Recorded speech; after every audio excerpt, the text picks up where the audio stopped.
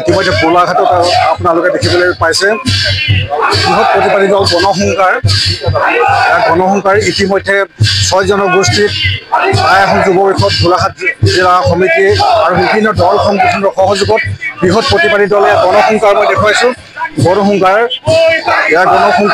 দেখুৱাইছে টাই আহোম যুৱ পৰিষদৰ কেন্দ্ৰীয় সমিতিৰ আহ্বানত গোলাঘাট জিলা সমিতিৰ উদ্যোগত গণসংকাৰ এয়া কেন্দ্ৰীয় সমিতিৰ সভাপতি পৰিলক্ষিত হৈছে মই ইতিমধ্যে দেখুৱাইছোঁ বিভিন্ন দল সংগঠনৰ সহযোগত গোলাঘাট জিলা সমিতি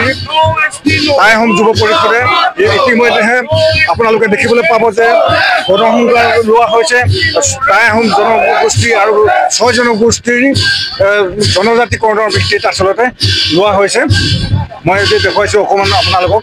এয়া আহক মই দেখুৱাইছোঁ মই বিগত চৰকাৰৰ দিনত কংগ্ৰেছে আমাক জনজাতিকৰণ নকৰাৰ বাবে আমি কংগ্ৰেছৰ শাসনৰ পৰা আমি বাধা কৰিছিলোঁ আৰু 2014 চনৰ সেই সময়ত বিজেপি প্ৰধানমন্ত্ৰী পদৰ প্ৰাৰ্থী প্ৰধানমন্ত্ৰী নৰেন্দ্ৰ মোদী ডাঙৰীয়াই ক্ষমতালৈ আহিলে 6 মাহৰ ভিতৰত টাই আহোমকে ধৰি 6 জনগোষ্ঠীক জনজাতিকৰণ কৰিম বুলি প্ৰতিশ্ৰুতি দিছিল কিন্তু নৰেন্দ্ৰ মোদীৰ ডাঙৰীয়া আজিৰ তাৰিখত 3বাৰকৈ প্ৰধানমন্ত্ৰী হ'ল অসমত 2বাৰকৈ বিজেপি গভৰ্ণমেণ্ট হ'ল কিন্তু তেওঁলোকে তেওঁলোকৰ প্ৰতিশ্ৰুতি পূৰণ নকৰিলে সেইবাবে আজি আহোম ৰাইজ সংঘবদ্ধ হৈ ৰাজপথলৈ ওলাই আহিবলৈ বাধ্য হৈছে যদি তেওঁলোকে কংগ্ৰেছৰ দৰে আমাক প্ৰতাৰণা কৰে তেতিয়াহ'লে কিন্তু অনাগত দিনত আমি কংগ্ৰেছৰ দৰে বিজেপি চৰকাৰক আমি ক্ষমতাৰ পৰা উফৰাই পঠাবৰ কাৰণে আমি প্ৰচেষ্টা হাতত ল'ম আৰু 2025 চনটো আমি ডেডলাইন হিচাপে ঘোষণা কৰিছোঁ 2025 ইজ ডেডলাইন আমি অনন্তকাল জনজাতিকৰণৰ কাৰণে অপেক্ষা কৰি থাকিব নোৱাৰোঁ গতিকে আমাক অতি শীঘ্ৰে জনজাতিকৰণ লাগিব আৰু 2025 চনৰ ভিতৰত আমাক জনজাতিকৰণ লাগিব আৰু আমি কেতিয়াও 2026 চনৰ অসম বিধানসভা নিৰ্বাচনৰ পাছলৈ আমি নৰওঁ নিৰ্বাচনৰ পূৰ্বে যদি আমাক জনজাতিকৰণ নিদিয়ে তেতিয়াহ'লে এই চৰকাৰখনক আমি বন্ধুত্বৰ কৰি দিবলৈ বাধ্য হ'ম 2025 চনটো ডেডলাইন ইতিমধ্যে আমাৰ কেন্দ্ৰীয় সমিতিৰ সভাপতি মহোদয় কেইবাটাও গুৰুত্বপূৰ্ণ আচলতে কথা কৈছে তেওঁ অনন্তকালৰ বাবে প্ৰতিবাদ কৰিব টাই আহোম জনগোষ্ঠীৰ যদি 6 জনগোষ্ঠীক অসম চৰকাৰে শীঘ্ৰে জনজাতিকৰণ নকৰে তেন্তে এই দলসমূহে জনজাতীয় দলসমূহে অনন্তকালৰ বাবে প্ৰতিবাদ সাব্যস্ত ৰাখিব বুলি তেখেতসকলে জনাইছে মই কিছু দৃশ্যাংশ দেখুৱাইছোঁ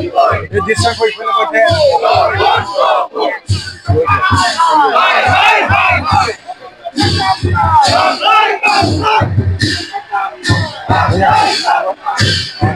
চাইডৰ পৰা লৈ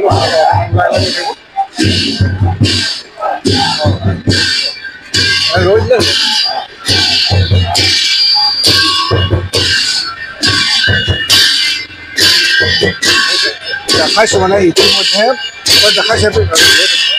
এয়া আপোনালোকে চাব বিভিন্ন দল সংগঠনৰ সহযোগ কৰা পৰিলক্ষিত হৈছে হাতে হাতে প্লেট লৈ হিমন্ত বিশ্ব শৰ্মা মুদ্ৰাবাদ টাই আহোমসকলক শীঘ্ৰে ভৈয়াম জাতি জনজাতি মৰ্যাদা প্ৰদান কৰক কোনে কয় লাচিত নাই হাজাৰ লাচিত আগুৱাই টাই আহোমসকলে শীঘ্ৰে ভৈয়াম জাতি জনজাতিকৰণ আছে হেংদাং লোৱা নাই ললে হেংদাং ৰক্ষা নাই ইয়াত হাতে হাতে প্লেট লৈ আসলে জনজাতিকৰণৰ দাবীত আসলে বিভিন্ন দল সংগঠন আৰু এইসকল মহিলা ওলাই আহিছে মই দেখুৱাইছোঁ অকণমান মই আমাৰ কেমেৰা পাৰ্চনক মই দেখাবলৈ অনুৰোধ জনাইছোঁ এয়া মহিলাসকলে টাই পাৰ লং লিভ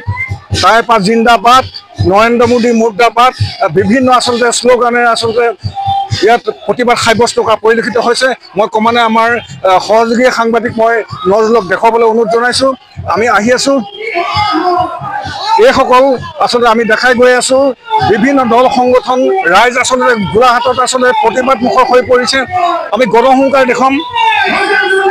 ইয়াত চব গণসংকাৰ গোলাঘাট জিলা সমিতিৰ গণসংকাৰ কৰা হৈছে আৰু গোটেই সমগ্ৰ দৃশ্যত মই অকণমান আঁতৰলৈ মই দেখুৱাবলৈ অনুৰোধ জনাইছোঁ এটা বৃহৎ প্ৰতিবাদী দল গোলাঘাটত গণসংকাৰ আচলতে এতিয়া কাৰ্যালয় আয়ুক্ত কাৰ্যালয় ঘেৰাও কৰিব বিভিন্ন দল সংগঠনে সহযোগিতা কৰা বৃহৎ প্ৰতিবাদী দল গোলাঘাট চহৰৰ মাজেদি আচলতে এই গণসংকাৰ এই যিটো প্ৰচেছন এই প্ৰচেছনটো গোলাঘাট জিলাৰ নগৰৰ মাজেদি গৈ উপায়ুক্ত কাৰ্যালয় ঘেৰাও কৰিব ইয়াক কিছু দৃশ্যাংশ মই দেখুৱাইছোঁ অসমৰ সংবাদ জগতখনৰ বাবে এক সুখৰ খবৰ আপোচবিহীন ৰাইজৰ কণ্ঠ সাপ্তাহিক কবচ পুনৰ এবাৰ অসমৰ ৰাইজৰ মাজলৈ স্বত্বাধিকাৰী প্ৰণীতা কলিতাৰ দ্বাৰা প্ৰকাশিত আৰু আপোচবিহীন একাংশ নপুৰণি অভিজ্ঞতাপুষ্ট সাংবাদিকৰ দ্বাৰা প্ৰচাৰিত তথা eco printing press Guwahati Katabari গড়চুকত মুদ্ৰিত সাপ্তাহিক কবচ এতিয়া অসমৰ বিভিন্ন প্ৰান্তত উপলব্ধ। আমাৰ ঠিকনা মুখ্য কাৰ্যালয় অসম ফৰেষ্ট স্কুল হৰিমন্দিৰ পথ গুৱাহাটী আৰু উপ কাৰ্যালয় Kalita market Bijoynagar Kamrup Assam. Mobile number হৈছে 9435114666 70024728813। আমাৰ ইমেইল আইডি হৈছে kobos2025@gmail.com।